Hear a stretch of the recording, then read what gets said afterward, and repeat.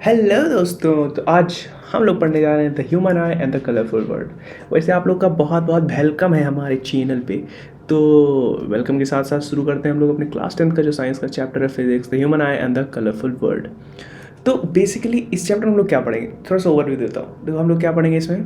पहले तो हम लोग थोड़ा सा ह्यूमन आई के बारे में देखेंगे, जो कि मेरे ख्याल से कट चुका है, लेकिन फिर भी थोड़ा सा बता देता हूँ, क्या है, ज़्यादा टाइम नहीं लगेगा उसमें। ह्यूमन आई के बारे में पढ़ेंगे, फिर हम लोग देखेंगे कि हम लोग क्या क्या ऑब्जर्व करते हैं, कैसे ऑब्जर्व करते हैं किसी भी चीज़ को, हमारे जो आसपास चीज़ें हैं उसको हम लोग कैसे देखते हैं। जैसे तुम ये स्क्रीन देख रहे हो, तुम्हें ये कलर दिख रहा है, तो कैसे दिख रहा है, ये सब चीज़ों को हम लोग इस चैप्टर में पढ़ेंगे। तो आओ देखते हैं। सबसे पहले देखते हैं ह्यूमन आई होती क्या है। अब ह्यूमन आई मतलब, human eye is the most important and sensitive sense organ. It uses light and enables us to see the colourful world around us. तो बेसिकली क्या मतलब है कि जो ह्यूमन आई, हम लोग का जो आई है, वो क्या करता है, एक सेंसेशन प्रोड्यूस करता है, जिसके कारण हम लोग देख पाते हैं किसी चीज़ को। लाइक तुम ये फ़ोन देख रहे हो या साइड घूमोगे तो तुम्हें कुछ और दिखेगा। तो जो भी तुम्हें दिख रहा है वो किस कारण दिख रहा है, हम लोग के आई के कारण। ये आई ही है जो ये सब करती है। तो ये कैसे करती है, इसका वर्किंग अभी थोड़ा सा देखेंगे। तब तक के लिए हम लोग थोड़ा सा देखते हैं कि क्या क्या हमारे जो आई है उसमें क्या क्या पार्ट्स होते हैं। तो ये एक पार्ट है, ठीक है, आई है, ठीक है। तो इसमें क्या है, एक क्रिस्टलाइन लेंस है। क्या है, क्रिस्टलाइन लेंस, जिसमें एक्वस ह्यूमर है। देखो क्रिस्टलाइन लेंस क्या होता है, जो हम लोग के आँखों का जो ये पार्ट होता है, ये सबसे आगे एक पार्ट होता है, उसके पीछे जो एक लेंस लगा होता है उसे कहते हैं हम लोग क्रिस्टलाइन लेंस, ठीक है। फिर एक एक्वस ह्यूमर होता है। ह्यूमर मतलब एक लिक्विड होता है, इसकी डेफिनेशन अभी देखेंगे हम लोग। तो ये होता है एक्वस ह्यूमर, यहाँ पे प्रोड्यूस्ड मतलब भरा रहता है। ये एक लिक्विड होता है जो कि हम लोग के जो सबसे आउटर पार्ट जो कि होता है कॉर्निया। तो ये पार्ट क्या होता है, इसे हम लोग कहते हैं कॉर्निया। तो कॉर्निया और लेंस के बीच में जो लिक्विड भरा रहता है उसे कहते हैं एक्वस ह्यूमर। फिर जो ये गैप होता है, ये स्पेस, यहाँ से यहाँ तक का जो स्पेस है, इसको पीपल कहते हैं, पुपिल कह लो, जो भी कह लो, प्रोनाउंस करो। और जो ये हमारे पास ये मसल्स होती हैं, इसको हम लोग सिलेरी मसल कहते हैं। ये जो दिख रहा है हम लोग को white colour, grey yellow colour का, और इसे हम लोग क्या कहते हैं, आइरिस कहते हैं। तो इन सब का भी वर्किंग हम लोग पढ़ेंगे क्या क्या होता है। और ये जो हम लोग के यहाँ पे ये जहाँ इमेज बनती है उसे हम लोग क्या कहते हैं, रेटिना कहते हैं। और ये ऑप्टिक नर्व है जो कि ब्रेन को सिग्नल भेजती है कि हम लोग ने क्या देखा, ठीक है। और ये होता है विट्रेस ह्यूमर। इस पूरे में क्या होता है, विट्रेस ह्यूमर एक लिक्विड होता है, फ्लूइड होता है, जेली लाइक सब्सटेंस प्रेजेंट होता है, उसे हम लोग क्या कहते हैं, विट्रेस ह्यूमर, ठीक है। चलो देखते हैं इन सबकी डेफिनेशन क्या क्या है। तो कुछ टर्म जो आई से रिलेटेड है, जैसे कॉर्निया। जैसा कि मैंने कॉर्निया बताया, it is a transparent anterior और front part of our eye which covers the pupil and iris. तो इसको कवर करता है ऊपर से, ठीक है, जैसे कि मैंने लोग देखा। The main function is to refract the light along the with the lens. तो लेंस के साथ ये वो करता है, जैसे इस पे जाता है, फिर ये क्या करता है, थोड़ा सा रिफ्रैक्ट करता है, हमारे जो रेज हैं उनको रिफ्रैक्ट करता है। इसका यही काम होता है। क्रिस्टलाइन जो कॉर्निया होता है उसका यही काम होता है। और वो हम लोग का एक और मदद करती है, जो आई होता है उसको प्रोटेक्ट करने में भी मदद करती है। फिर आता है आइरिस।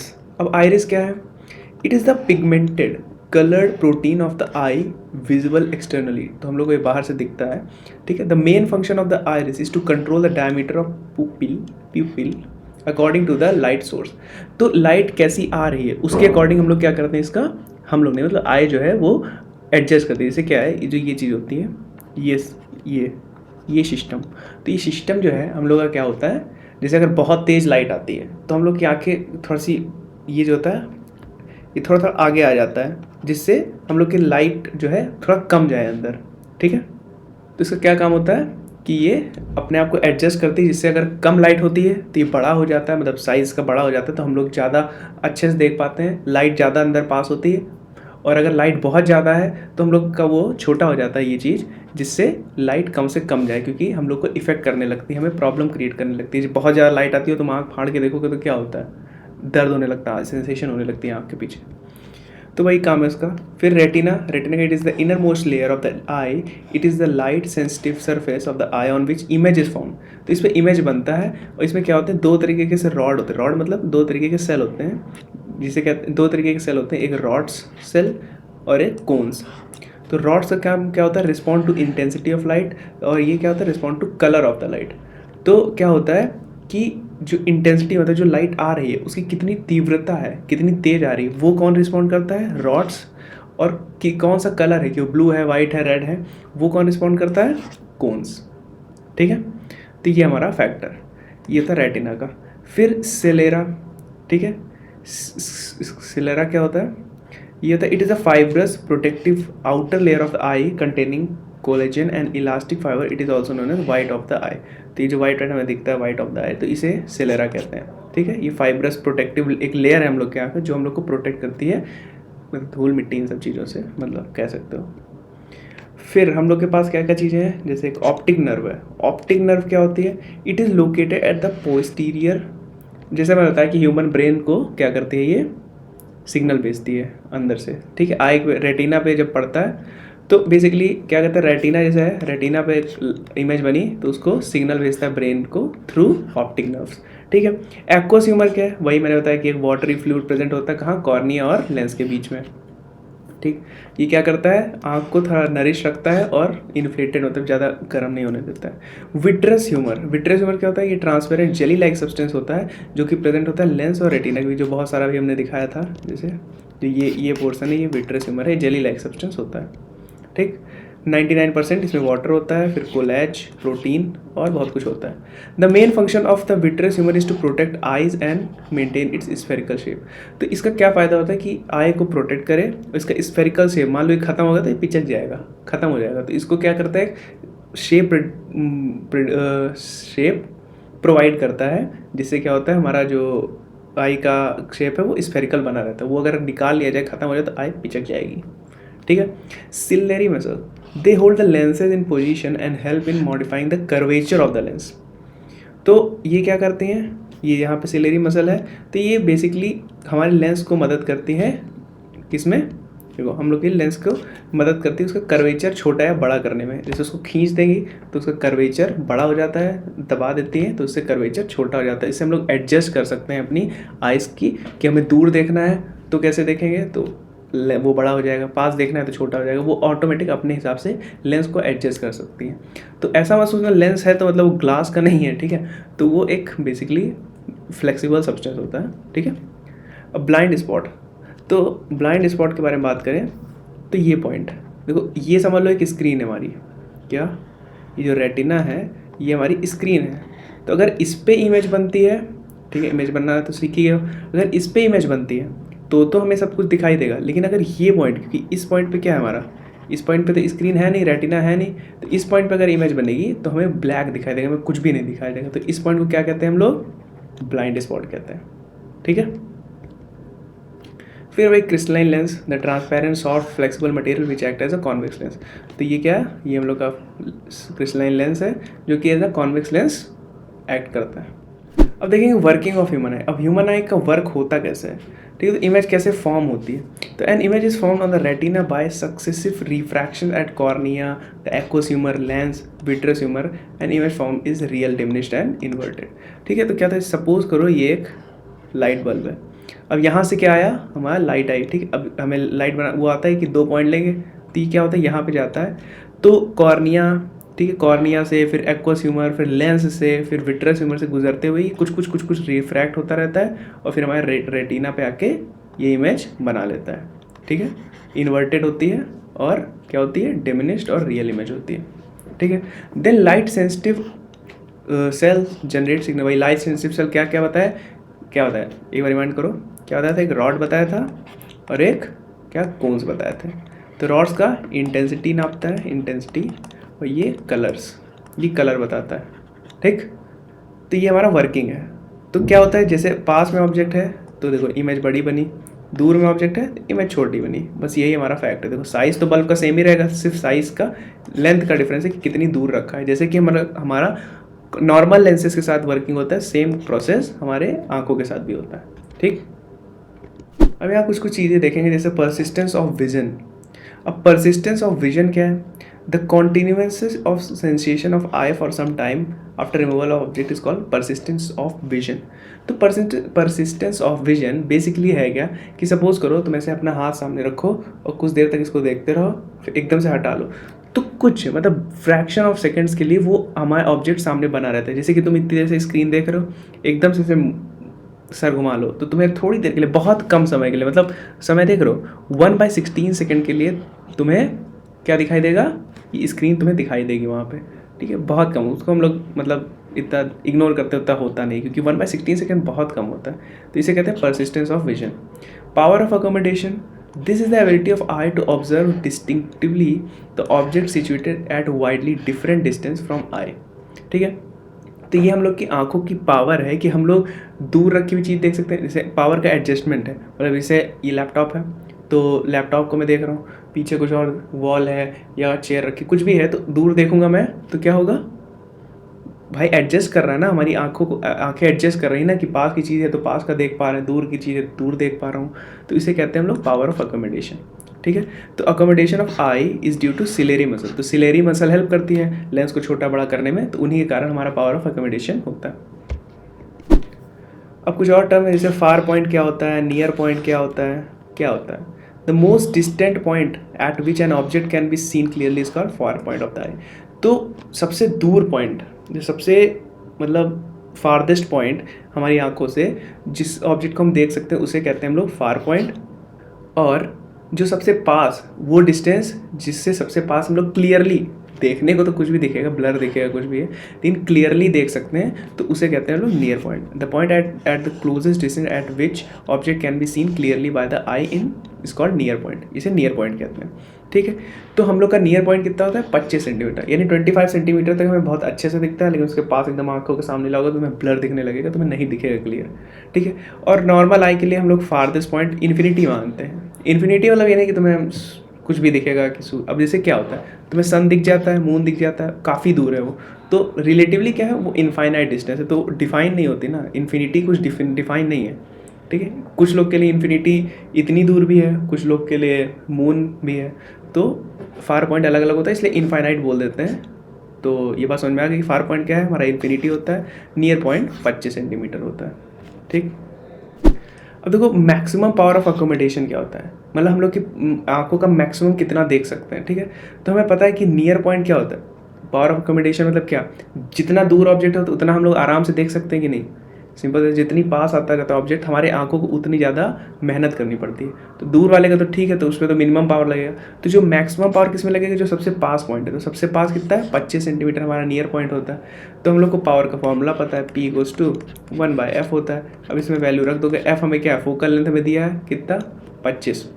ठीक है, फोकल लेंथ 25 सेंटीमीटर है, हमें पता है 100/25 होगा, तो ये 4 डायोप्टर का क्या आएगा हमारा पावर ऑफ अकोमोडेशन। नॉर्मल आई का पावर कितना होता है 4 डायोप्टर। ठीक, अब व्यूइंग डिफरेंट कलर, अब अलग अलग कलर हम लोग कैसे देखते हैं, जैसा कि बताया कि हम लोग के जो बॉडी मतलब आँखें हैं उसमें कोन शेप्ड सेल होता है, वो कोन शेप्ड सेल जो है वो हेल्प करते हैं किसमें, हम लोग को अलग अलग कलर्स में डिफ्रेंशिएट करने में। ठीक है, कलर ब्लाइंडनेस क्या होती है, कलर ब्लाइंडनेस वो होती है कि जिसको नीला नीला नहीं दिख रहा है, काला काला नहीं दिख रहा है, पीला पीला नहीं दिख रहा है, लाल लाल नहीं दिख रहा है। जैसे कि अगर तुम्हें ये चीज़ रेड दिख रही है, ये चीज़ ग्रीन दिख रही है, ये चीज़ ब्लू दिख रही है, ये वाइट दिख रहा है, ये ब्लैक दिख रहा है, तो तुम्हारी आँखें ठीक हैं। लेकिन अगर तुम्हें ये ऑरेंज दिख रहा है, ये तुम्हें ब्लू दिख रहा है, ये तुम्हें कुछ भी दिख रहा है पता नहीं, तो अगर ऐसा कुछ है तो वो तुम्हारी आँखें ख़राब है। तो इसलिए कलर ब्लाइंडनेस का एक नॉर्मल सा टेस्ट होता है, एक बुक होती है, इसमें खोले, हो सकता है किया हो तुम लोग ने, स्कूल में हुआ हो या कहीं और गए हो आई चेकअप के लिए तो उसमें हुआ होगा। तो कलर ब्लाइंडनेस बेसिकली क्या होता है कि जिसको जो कलर होता है उसके अलावा कुछ और ही दिखता है। ठीक है, तो वो होता है कलर ब्लाइंडनेस। मायोपिया और शॉर्ट साइटेडनेस, तो क्या है मायोपिया, अब हम लोग बीमारियों के बारे में, कुछ डिजीजेस के बारे में पढ़ेंगे। तो मायोपिया या शॉर्ट साइटेडनेस, अब देखो इसको शॉर्ट साइटेडनेस क्यों कहते हैं, याद करो। देखो, myopia is a dark defect of human eye by virtue of which it can be see clearly the object lying at a short distance from it but the far of object, जो दूर object रखे हैं वो हमें नहीं दिखाई देते हैं। तो इसका क्या देखो मतलब है, शॉर्ट साइटेडनेस मतलब शॉर्ट जो पास वाली चीज़ है उसको हम लोग साइट मतलब देख सकते हैं। ठीक है, सी कर सकते हैं। तो शॉर्ट साइटेडनेस मतलब पास की चीज़ें दिखती हैं लेकिन दूर की चीज़ें हमें नहीं दिखती, तो वो होती है मायोपिया। और उस आई को क्या कहेंगे, मायोपिक आई कहते हैं। तो इसके बेसिकली दो कारण होते हैं। पहले, increase in the length of eye ball की लेंथ इंक्रीज हो, जो हमारा आई बॉल है पूरा ये सिस्टम को गंदा सा बन गया। ठीक है, तो इसका लेंथ अगर बढ़ गया, ठीक है, अगर इसका लेंथ बढ़ गया, ठीक है, तो सिंपल से साइज़ अगर बढ़ गया तो उसमें रिफ्रैक्शन ज़्यादा होगा, तो मतलब रेज कायदे से पहुंच नहीं पाएंगी, तो उसके कारण डिफेक्ट होता है। या तो focal length of eye lens, जो यहाँ पे आई लेंस लगा होता है उसका फोकल लेंथ इंक्रीज हो जाए तो क्या होगा हमारा, तब हमें ये डिफेक्ट अकर होता है, कौन सा, मायोपिक आई वाला, ठीक है। तो हमें क्या, दूर की चीज़ें नहीं दिखाई देती, पास की चीज़ें दिखाई देती हैं, जिसके ये 2 कारण हैं। याद कर लेना ये सब, एकदम बेसिक है, इसको तो नोट्स में डाल दूंगा नीचे डिस्क्रिप्शन में, लेकिन ये सब एक बार नोट्स कर चले जाओगे उसका तो कोई दिक्कत नहीं, सब हो जाएगा, जल्दी जल्दी कर लेते हैं। To correct a myopic eye, हाँ, तो to correct a myopic eye the person has to wear spectacle with concave lens to suitable focal length और पावर। अब देखो क्या मतलब है इसका, कि हमें कॉनकेव लेंस क्यों पहनना चाहिए, तो इसका मैं थोड़ा सा बताता हूँ क्यों करना चाहिए। सपोज करिए तो मेरी आंखें हैं और हमें पता है आंखों में क्या होता है, हमारा कॉन्वेक्स लेंस होता है। अब कॉन्वेक्स लेंस होता है तुम्हारे पास, ठीक है। अब मान लो क्या होता है कि दूर की चीज़ें, यानी दूर का चीज़ें देखिए, यानी इन्फिनिटी से आ रही है, ठीक है। अब इन्फिनिटी से आ रही है तो ये क्या होता है, इमेज ऐसे बन जाती है, मतलब रेटिना पे बनना चाहिए लेकिन यहीं पे बन जा रही है, और यहाँ पे तो तुम्हारा रेटिना है नहीं, तो अगर रेटिना यहाँ पे है नहीं तो इमेज तो तुम्हें दिखेगी नहीं, तो ऑप्टिक सेल पे ऑप्टिक नर्व से ब्रेन तक जाएगी नहीं, तो तुम्हें कुछ दिखाई नहीं देगा, ठीक है। तो दिक्कत होने लगेगी। तो इसलिए हम लोग क्या करते हैं, कॉनकेव लेंस लगा देते हैं। क्या लगा देते हैं, कॉनकेव। अब कॉनकेव क्यों लगाते हैं, कि सपोज करो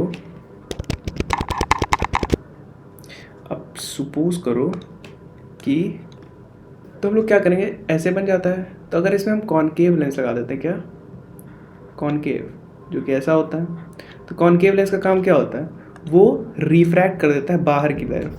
तो अब अगर मान लो सेम रेज आ रही है तो इसको थोड़ा बाहर कर देगा, ठीक है, थोड़ा ही बाहर करेगा मतलब, और यहाँ से भी मान लो ये आ रही है, थोड़ा बाहर कर देगा, जिसके कारण यहाँ पे आ जाएगा। अब यहाँ पे आने के बाद क्या होता है, अब ये यहाँ से रिफ्लेक्ट होगा, और यहाँ से अगर रिफ्रैक्ट होगा, कन्वर्ज होगा, तो ये यहाँ पे जाके बन जाती है रेटिना पे। तो क्या हो रहा था कि यहाँ से जो डायरेक्ट रेज आ रही थी, एकदम, जैसे मान लो यहाँ से डायरेक्ट रेज आ रही थी, तो क्या हो रहा था, जैसे कि डायरेक्ट रेज आ रही है, ठीक है, यहाँ से, और ऐसे यहाँ पे आ गई, फिर यहाँ से जो आ रही थी वो रिफ्रैक्ट होकर यहाँ पे ऐसे कुछ बन रहा था। लेकिन अब हमने कॉनकेव लेंस लगा दिया, तो वो पहले इसको रिफ्रैक्ट कर दे रही है और फिर लेंस पे पड़ रही है, और फिर लेंस पे पड़ेगा तो सिंपल फिर वो कन्वर्ज करेगी, दूर की चीज़ें कन्वर्ट करेगी तो वो और दूर बनेगा। ये बात धीरे धीरे समझ में आ रही है कि नहीं, इसको मैं ऐसे समझाता हूँ, पर ये बात ऐसे समझ में आएगी कि लेट अस सपोज कि एक कॉन्वेक्स लेंस है, ठीक है। तो अगर हमें पता है कि पास से जाएगी तो पास में रिफ्रैक्ट होगी, लेकिन अगर वो दूर से आएगी तो दूर में जाके मिलेगी। तो यही केस यहाँ है, पहले पास ही में आ जा रही थी, क्लोज आ रहा था, इसलिए पास में बन जा रही थी, तो इसको हम लोग ने थोड़ा रिफ्रैक्ट कर दिया तो वो दूर जाके बन रही है। तो होप तुम लोग को ये बात समझ में आ गई होगी। तो अब ये बात अगर समझ में आ गई है तो अब देखो फोकल लेंथ क्या होती है कॉनकेव लेंस की, करेक्ट करने के लिए हम लोग क्या यूज़ करते हैं, फार पॉइंट का। तो हमें पता है फॉर्मूला क्या होता है, 1/f = 1/v - 1/u फॉर्मूला होता है। तो हमें पता है फार पॉइंट के लिए क्या डिस्टेंस क्या होती है, मान लो x मान लेते हैं, जिसको भी दिक्कत है उसका जो फार पॉइंट है उसको x मान लेते हैं, ठीक है। और पहले होनी क्या चाहिए थी, वो इन्फिनिटी होती है, तो यहाँ पे हम लोग वैल्यू रख दिए, तो फोकल लेंथ की वैल्यू कितनी आ गई, -x, यानी जो उसका नियर पॉइंट है, मतलब v क्या नियर पॉइंट है, ठीक है, जितना उसका नियर पॉइंट है उतने का ही नेगेटिव का हम लेंस लगा देंगे उसका कॉनकेव का, तो हमें वो क्या मिल जाएगा, एक परफेक्ट ग्लास मिल जाएगा उस आँख के लिए, ठीक है। तो ये कुछ ऐसा है, तो इसको याद करो ना करो कोई दिक्कत नहीं, कुछ एक ही एक्स्ट्रा में है। अब देखेंगे हाइपरमेट्रोपिक आइज यानी लॉन्ग साइटेडनेस। अब लॉन्ग साइटेडनेस से क्या समझ रहे हो कि यानी लॉन्ग यानी दूर की चीज़ें दिखाई देती होंगी लेकिन पास की चीज़ें नहीं दिखाई देती, तो ये बात है, दूर की चीज़ दिखाई देती पास की नहीं दिखाई देती। इसका मतलब यही, इसमें भी क्या है, decrease in length of eye ball की लेंथ डिक्रीज हो जाए या फिर फोकल लेंथ ऑफ आई बढ़ जाए, ये दोनों केस होते हैं किसके लिए, हाइपरमेट्रोपिक आइज के लिए दिक्कत। अब इसका जो फॉर्मूला है, अगर तुमको लेंस, इसके लिए हम लोग कॉन्वेक्स सेम चीज़ होती है, इसमें थोड़ा सा समझाना पड़ेगा फिर से। मान लो ये आँखें हैं तुम्हारी, या मैं एक काम करता हूँ सीधा लेंस बनाता हूँ। अब लेंस जैसे मान लो हम यहाँ लेंस, ये आँख का लेंस है हमारी, ठीक है। तो पहले क्या हो रहा था, पहले मान लो आ रही थी रेज, इतना ज़्यादा रिफ्रैक्ट कर रही थी कि जो हमारी आँखें हैं, मान लो ये आँखें थी, तो आँखों के पीछे बना देता है, ठीक है। मतलब रेटिना पे बनना चाहिए पॉइंट, लेकिन वो तो पीछे जा रहा है तो दिखेगा नहीं हमें। तो हम लोग क्या करते हैं, इसके लिए कॉन्वेक्स लगा देते हैं, कॉन्वेक्स। तो अगर हम इसके आगे एक और कॉन्वेक्स लगा दें तो अब क्या होगा, थोड़ा इमेजिन करो, इमेजिन करोगे तो क्या मिलेगा कि अगर यहाँ से लाइन आ रही है, इसको ये थोड़ा रिफ्रैक्ट कर देगा, क्या करेगा, कन्वर्ज कर देगा, यहाँ से फिर कन्वर्ज हो गई और ये और कन्वर्ज कर देगा, तो हमारे पास यहाँ पे इमेज बन जाएगी। बहुत सिंपल सा टॉप केस है, समझ गए होगे तुरंत एक ही बार में, मोस्ट प्रॉब्ली नहीं गया तो थोड़ा सा रिपीट करके फिर से। तो अब उसके फोकल लेंथ की पावर के लिए क्या करते हैं हम लोग, ये फॉर्मूला एक्स डैश क्या हमारा उसका जो है नियर पॉइंट है, ठीक है, क्योंकि उसको पास की चीज़ नहीं दिखते, एक्स डैश क्या है, नियर पॉइंट है उसका। वेन विद बोथ डिफेक्ट, अगर किसी को दोनों डिफेक्ट है तो हम लोग कंबाइन लेंस बनाते हैं। और कंबाइन बनाते कैसे हैं, बना के दिखाता हूँ मैं। मान लो एक चश्मा है,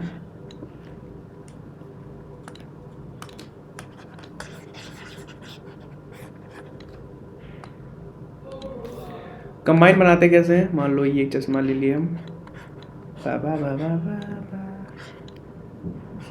ठीक है, ये चश्मा है, तो इसमें क्या करते हैं, हमें पता है जब हमको शॉर्ट चीज़ें देखनी होती है तो हम लोग नीचे आंख करके देखते हैं, तो जो नीचे का पार्ट होता है वो शॉर्ट पास की चीज़ें यानी हाइपरमेट्रोपिक आई के लिए करते हैं, तो यहाँ पे हम लोग लगा देते हैं क्या, कॉन्वेक्स लेंस। और जो ऊपर का पार्ट होता है वो दूर की चीज़ देखने के लिए, और दूर की चीज़ें देखने के लिए क्या करते हैं हम लोग, जी बिल्कुल, कॉनकेव लगा देते हैं। तो ऊपर वाला पार्ट कॉनकेव होता है और ये अलग कॉन्वेक्स पार्ट होता है, ठीक है। तो ऐसे हम लोग डिज़ाइन करते हैं जिसको दोनों दिक्कत होती है, यानी ना दूर का दिखाई देता है ना पास का दिखाई देता है। तुम्हें दिखाई दे रहा है ना, देख के देखो एक बार, ठीक है, चश्मा लगा है तुमको। चलो फिर आगे चलते हैं।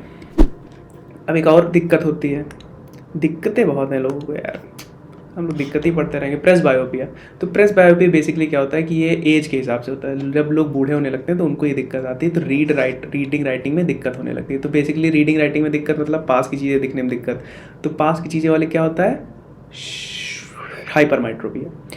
तो लॉन्ग साइटेडनेस यानी हाइपरमेट्रोपिया होते हैं, तो सेम उनका डिफेक्ट भी सही करने के लिए सेम चीज़ करते हैं, क्या करते हैं हम लोग, to correct this defect a person has to use a spectacle with convex lens. जैसा कि हाइपरमेट्रोपिया में भी कॉन्वेक्स यूज़ करते थे, इसमें भी कॉन्वेक्स यूज़ करेंगे, ठीक है। तो ये बुढ़ापे में दिक्कत आ जाती है, समझ सकते हैं। मेरे चश्मा कहाँ रखा है, चलो आगे देखते हैं।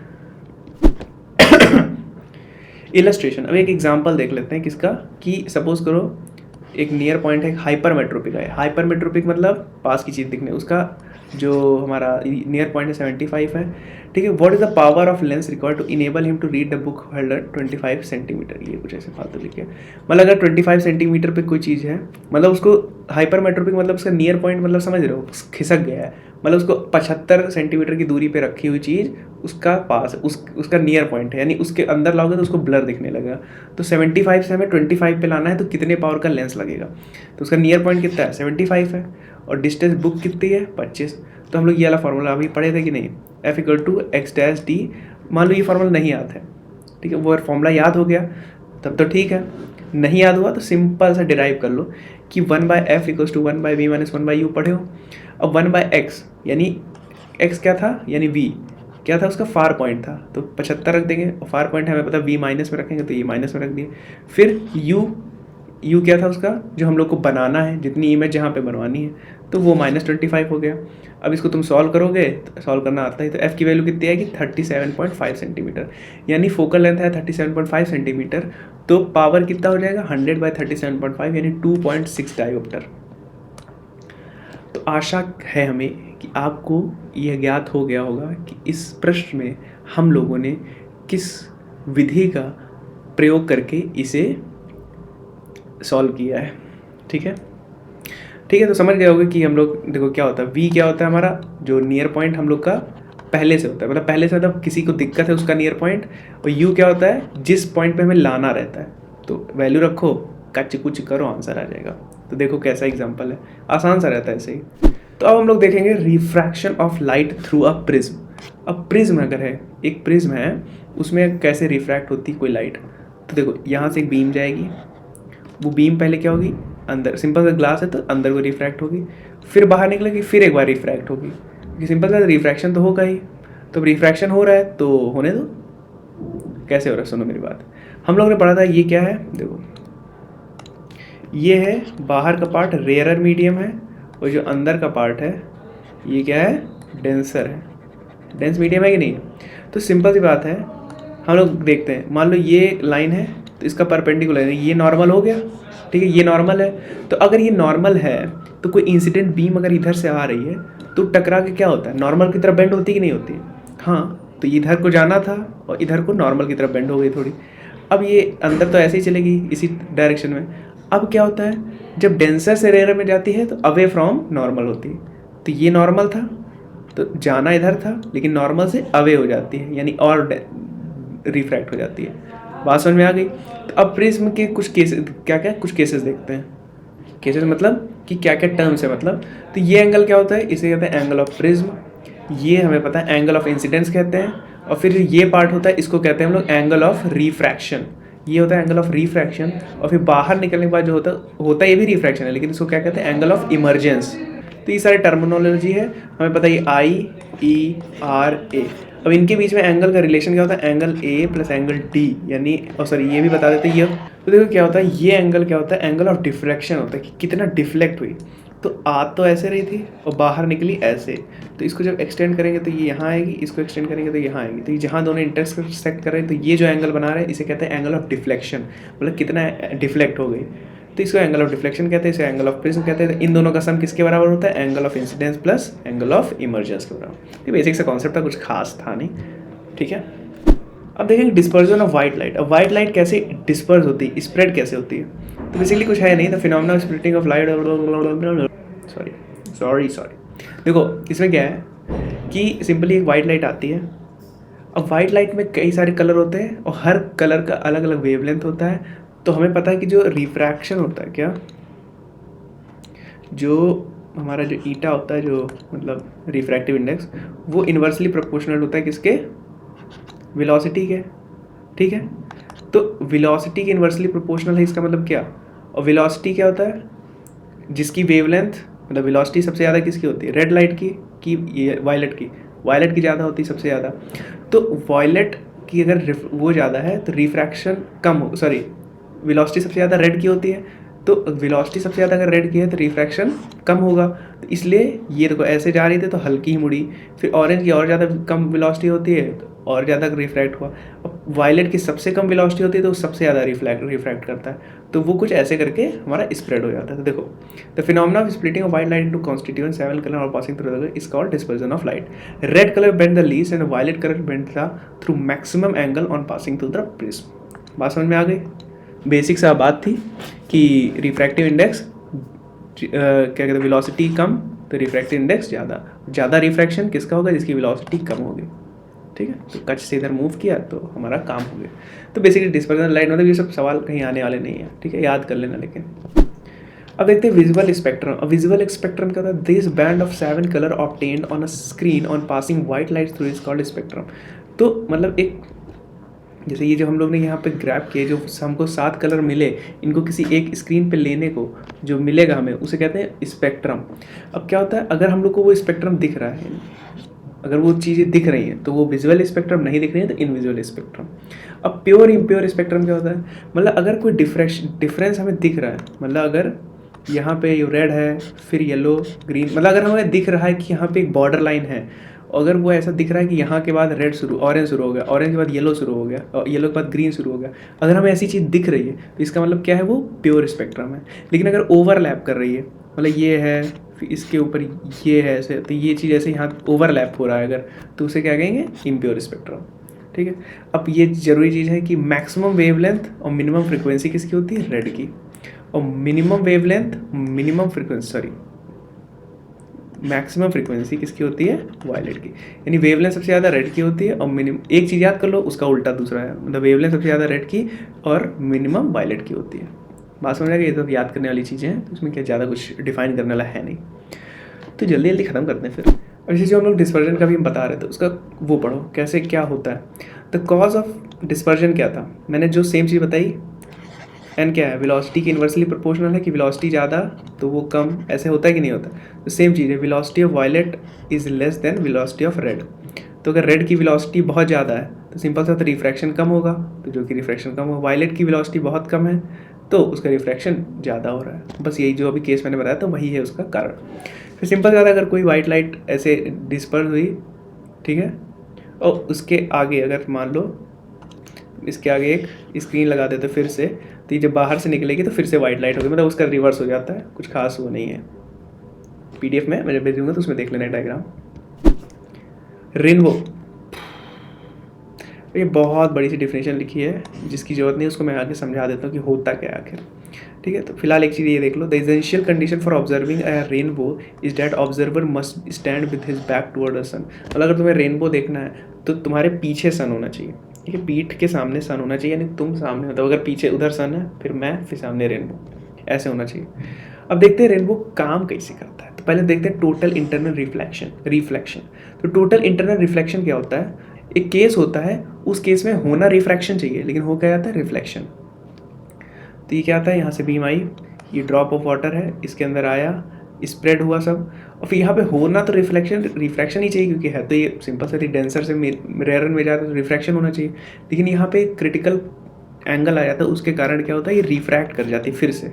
अब यहाँ रिफ्रैक्ट कर जाती है, सॉरी रिफ्लेक्ट कर जाती है, रिफ्रैक्ट करने के बाद फिर यहाँ रिफ्रैक्ट हो जाती है, तो हमें ये एक रेनबो जैसा दिखता है। जैसा कि तुम यहाँ देख सकते हो, ये वाइट लाइट आई, पहले रिफ्रैक्ट हुई, फिर यहाँ पे टोटल इंटरनल रिफ्लेक्शन हुआ, और फिर यहाँ रिफ्रैक्ट हुई, और हमें क्या दिख गया, एक रेनबो दिख गया।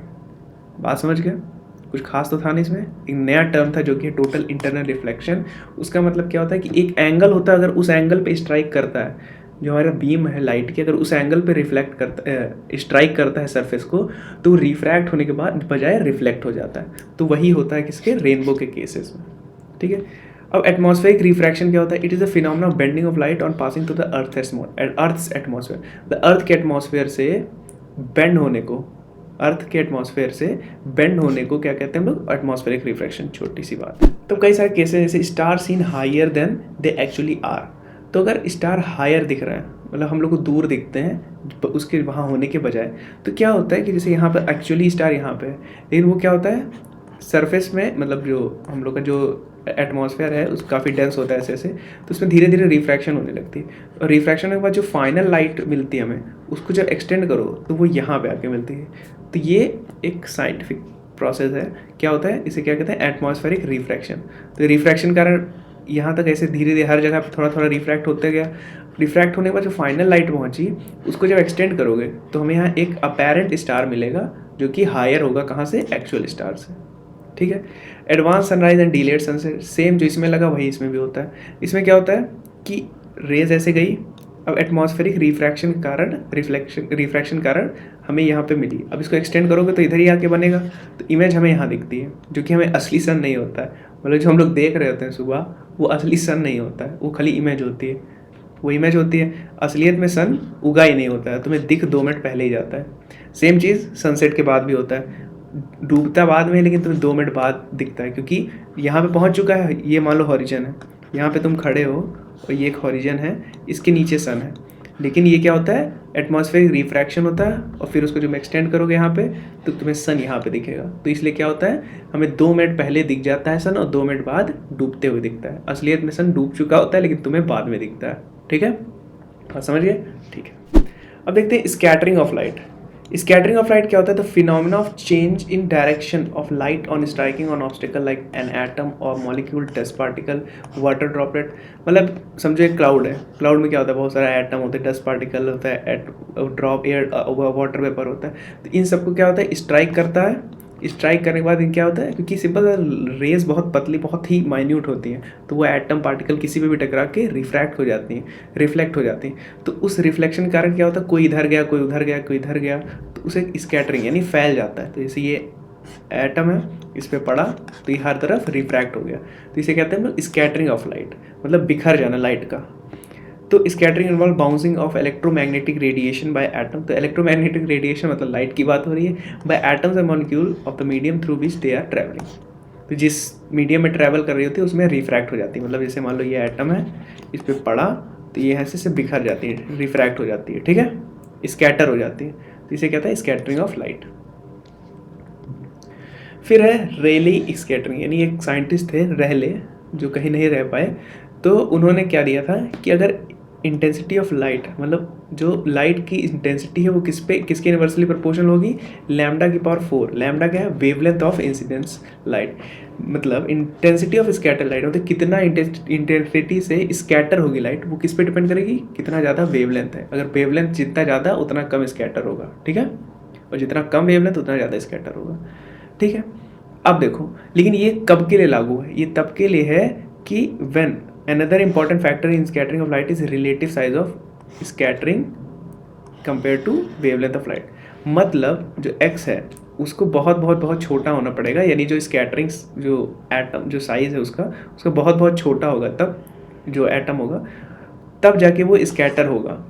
लैम्डा जो है मतलब जो हम लोग का वेवलेंथ है वो बहुत ज़्यादा होना चाहिए साइज़ के, एटम के साइज़ या पार्टिकल के साइज़ से, तब होगा वैलिड स्ट्रेले का स्कैटरिंग। अदरवाइज वैलिड नहीं है ये चीज़। In that event all the wavelength are scatter nearly equally. ठीक है, तो बात बेसिक सी है कि अगर ये x बहुत बहुत छोटा है लैम्डा से तो क्या होता है, हमारा स्कैटरिंग होगी। जो रेले का है वो ठीक है, केस सही रहेगा कि वेवलेंथ ज़्यादा जिसकी होगी वो ज़्यादा कम स्कैटर करेगा, लेकिन अगर वेवलेंथ कम है तो ज़्यादा स्कैटर करेगा। लेकिन अगर वो पार्टिकल बहुत बड़ा है तब क्या होगा, इसका उल्टा केस होगा। लैम्डा जो है चाहे जैसा हो सबका स्कैटरिंग बराबर ही होगा। ठीक है, बात क्लियर है? चलो अब देखते हैं टिंडल इफेक्ट। अब टिंडल इफेक्ट क्या होता है? बेसिकली एक फिनोमेना है। इसमें क्या कहते हैं, जो कोलाइडल सोल्यूशन रखते हैं और कोलाइडल सोल्यूशन के कारण जो स्कैटर हो जाती है लाइट, उसे कहते हैं हम लोग Tyndall effect. Basic Tyndall effect है। एग्जांपल जैसे देख सकते हो, अगर कोई स्मोकी रूम है या कहीं पे तुम बहुत दिनों बाद घर पे गए, एकदम खाली सुनसान है, तो ऐसे करके कोई रेज आ रही हैं तो वो तुम्हें दिखने लगती है, उसमें पार्टिकल तुम्हें दिखने लगता है। या फिर किसी जंगल में जाओ, वहाँ रेज आ रही है, तो जब रेज के अंदर देखो तो तुम्हें पार्टिकल दिखने लगते हैं। तो वो क्या कर रहे होते हैं, स्कैटर कर रहे होते हैं लाइट को। तो ये बेसिकली दो एग्जांपल हैं। तो स्कैटरिंग ऑफ लाइट मतलब कि scattering of light due to colloidal solution, colloidal solution के कारण अगर लाइट स्कैटर हो रही तो उसे हम लोग टिंडल इफेक्ट कहते हैं। कोलाइडल सोल्यूशन तो पढ़े ही होगी केमिस्ट्री में 9th में। तो कोलाइडल सोल्यूशन क्या होता है, जो कि ट्रू सोल्यूशन और सस्पेंशन के बीच में आता है। ठीक है, जिसके पार्टिकल ना बहुत छोटे ना बहुत बड़े होते हैं। ठीक है, तो ये हो गया टिंडल इफेक्ट। अब blue colour of sky. Sky क्या ब्लू कलर क्यों होता है? अब स्काई का ब्लू कलर इसलिए होता है क्योंकि जो हमारा पूरा स्काई है, ठीक है, उसमें क्या बोलते हो, the sunlight that reaches the earth atmosphere is scattered in all direction by the gases the dust particle present in the atmosphere. The blue colour scattered the more and hence the sky appears blue. तो क्या था, हम लोग ने पढ़ा था कि जिसकी वेवलेंथ, जिसकी वेलोसिटी कम होगी वो सबसे ज़्यादा स्कैटर करेगा। ठीक है, क्योंकि n जो है वो इन्वर्सली प्रोपोर्शनल है v के। तो वेलोसिटी सबसे कम किसकी है भाई, ब्लू कलर की। तो इसलिए वो सबसे देर में क्या कहते हैं सबसे देर में, मतलब उसका फिर रिफ्रैक्शन ज़्यादा होता है तो वो जल्दी फैल जाती है in comparison to all other colours. इसलिए हमारा जो क्या है, जो स्काई है वो ब्लू दिखता है, क्योंकि ब्लू कलर स्कैटर हो जाता है in comparison to other green yellow, इनके कंपैरिजन में ब्लू ज़्यादा स्कैटर हो जाता है, इसलिए हमें पूरा स्काई ब्लू दिखता है। The reason for more scattering of blue colour is that the wavelength of blue light is shorter than the other light. भाई वेवलेंथ छोटा है तो वेलोसिटी कम, तो स्कैटरिंग ज़्यादा। Blue light in scattering scattered in all direction by tiny molecules of the earth atmosphere. वही जो tiny molecule जो हमारे एटमॉस्फेयर में प्रेजेंट है उसके कारण स्कैटर होते सारे लाइट स्कैटर्ड है, सारी वेवलेंथ के, लेकिन ब्लू सबसे ज़्यादा होता है, इसलिए हमें पूरा ब्लू कलर का स्काई दिखता है। ठीक है, अब देखो, अभी तो ब्लू कलर का स्काई देख ली, अब वाइट कलर का क्लाउड देखो। तो वाइट क्लाउड क्यों दिखता है? In cloud sunlight is scatter by millions of relative particle, मतलब लार्ज पार्टिकल। अब हमने क्या पढ़ा था कि रेले वाला कब काम करता है, जब बहुत टाइनी पार्टिकल हो। लेकिन यहाँ तो भाई जो वाटर ड्रॉपलेट बने होते हैं, वाटर ड्रॉपलेट तो बड़े बड़े होते हैं, तो जब उनमें स्कैटर करती है तो लगभग सारी जो लाइट है सब स्कैटर हो जाती है, और सब स्कैटर हो जाती है तो वो वापस मिलके क्या बना देती है, वाइट कलर। ठीक है, तो इसलिए सब स्कैटर हो जाते हैं, इसलिए वाइट ही कलर रहता है, वाइट आता है वाइट जाता है, बात खत्म। ठीक है, these droplets scatter all the color almost equally, meaning that the sunlight continues to remain white। मतलब सनलाइट आता है वाइट कलर का, बादल पे पड़ता है, बादल में बड़े बड़े मॉलिक्यूल होते हैं, इसलिए वो सारे लाइट को स्कैटर कर देता है, इसलिए वाइट कलर हमें दिखता है बादल का। ठीक है, बात क्लियर है? छोटी सी बेसिक सी बात है कि बड़े बड़े पार्टिकल हैं, इस पर आया तो उसने ऐसा नहीं कि खाली येलो को कर दिया या ब्लू को कर दिया, ये क्या होता है, सबको स्कैटर कर देता है, और सबको स्कैटर कर दिया तो क्या मिलेगा हमें, वाइट कलर मिलेगा। तो इसलिए क्लाउड हमें कैसे दिखते हैं, वाइट। अब देखो, सब नहीं लिखते, सन लुक्स। ठीक है, तो सन क्या होता है, सुबह या शाम के टाइम रेड दिखता है, लेकिन दोपहर के टाइम में वही येलो दिखता है। ऐसा क्या कारण है? तो इसका कारण ये है कि जब सुबह होती है तो सुबह जो है हमारा जो अर्थ है, जो हमारा अर्थ है वो कुछ ऐसे मान लो कुछ ऐसे। ठीक है, और ये उसके ऊपर क्या है, हमारा एटमॉस्फेयर। तो अगर ये एटमॉस्फेयर है और ये हमारा सन है, यहाँ सन है। ठीक है, ये हमारा यहाँ पे सन है।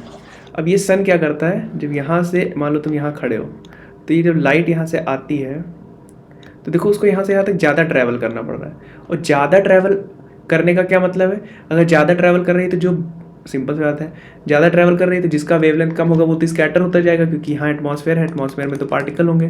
तो इसलिए जो बाकी पार्टिकल होते हैं, जो येलो ग्रीन ब्लू, ये सब धीरे धीरे स्कैटर हो जाते हैं। लेकिन रेड लाइट नहीं होती, क्योंकि रेड लाइट का वेवलेंथ सबसे ज़्यादा होती है, तो ये दूर तक चली जाती है। तो स्कैटर होते होते होते बाकी कलर स्कैटर हो जाता है, लेकिन रेड नहीं होता है, तो हमारी आंखों तक सिर्फ रेड कलर पहुँचता है। लेकिन वही दिन के टाइम में देखोगे तो मान लो तुम्हारा सन यहाँ पे है, यहाँ से आया, तो देखो तुम्हें कितना छोटा पार्ट, बस इतना सा पार्ट तुम्हें कवर करना पड़ रहा है। तो इतना सा पार्ट कवर करना पड़ता है, इसलिए लगभग पूरा ही आ जाता है।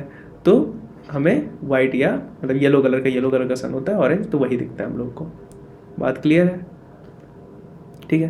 देखो क्या है, the most of the blue colour is scattered away, the red colour, sorry मतलब सन का तो कलर नहीं, मतलब जो हम लोग का वो है क्या, क्लाउड, मतलब जो स्काई है वो रेड दिखता है, सन तो मतलब ऑरेंज ही दिखता है। तो सन का कलर इसीलिए क्यों दिखता है, क्योंकि बाकी सब कलर तो स्कैटर हो जाते हैं, हमारी आंखों तक क्या पहुंचता है, रेड कलर। ठीक है। लेकिन वहीं क्योंकि सबसे लास्ट में क्या रेड ही स्कैटर्ड होगा, तो इसलिए आखिरी तक क्या बचता है, रेड बचता है, तो रेड हमें दिखाई देता है। लेकिन सुबह के टाइम में क्या होता है कि सबसे पहले ब्लू स्कैटर हो जाता है और उसके बाद ब्लू ही दिखाई दे देता है, क्योंकि उसके बाद तो लाइट खत्म हो, एटमॉस्फेयर खत्म ही हो जाता है। तो ब्लू वाला केस तो हम लोग पहले ही पढ़े थे। तो बात क्लियर है? ठीक है। तो ये चैप्टर बढ़िया से ख़त्म हो गया है। देखो स्टार्टिंग में जो चैप्टर हम लोग ने पढ़ा था, ये चैप्टर बेसिकली कुछ खास नहीं है, इसमें मतलब कुछ पढ़ा दिया है, पढ़ाते भी लोग, पढ़ाना भी चाहिए। लेकिन इस चैप्टर में बेसिकली तुम्हें याद ही करना है कि what is myopic eyes, what is hypermetropic eyes, sky blue क्यों होता है, रेड क्यों होता है। तो ये सब क्या है थ्योरी, जैसे कि जो पूरा नोट्स है उसमें बहुत अच्छे से ही लिखा हुआ है। तो ये मैं PDF नीचे डाल दूंगा, मस्त देखना। तब तक के लिए इसके बाद क्या करना है, मस्त पढ़ो, क्वेश्चन देख लो, अलग अलग बुक से देख लो। नहीं अभी आगे इसमें हम क्वेश्चन भी लाएंगे, थ्योरेटिकल और न्यूमेरिकल हर टाइप का। तो चैनल से भी बने रह सकते हो, रहो मतलब बने रहो। और तब तक के लिए goodbye and happy learning.